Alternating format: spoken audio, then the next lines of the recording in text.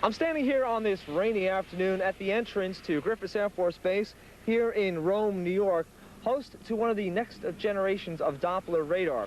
Now, Doppler radar is an expression that we've heard a lot over the past couple of years, and I'm going to explain to you now why this important tool is so vital to forecasting in western New York. As soon as it was developed at the end of World War II, it was clear that radar would provide a strategic advantage to the Allies. Short for radio detection and ranging, radar provided instant pinpointing of military aircraft 100 miles away. One problem with the original radar sets, however, was the interference associated with precipitation. This interference associated with rain and snow particles gave birth to weather radar. Until recently, meteorologists were content to utilize radar for determining the distance, direction, and strength of precipitation. But conventional radar was virtually useless in terms of predicting where new rain and snow particles would form. Many years ago, an Austrian physicist by the name of Christian Doppler eloquently described the changes in frequency or pitch that would take place in moving objects.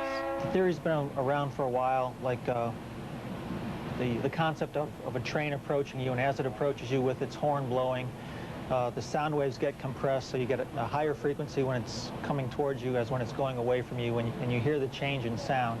That's a Doppler effect on a sound wave. The same thing applies to an electromagnetic wave, which is what a radar uses.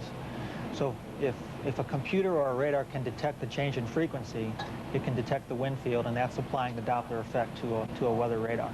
New Doppler radar sites have been installed and are now up and running in Binghamton and Rome, New York, and the Buffalo site will be ready sometime in 1995.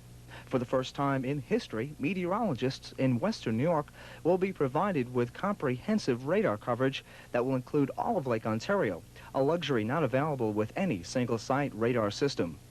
Now, how sensitive is this next generation of Doppler radars, and how does it differ from conventional radar? To sum it up in a single word, I would say power. It's about 3 times stronger than a conventional radar.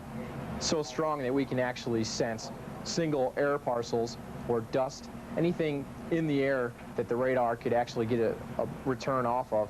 We can sense that and thus give us a return and indicate directions of winds or speeds of winds or clouds or precipitation.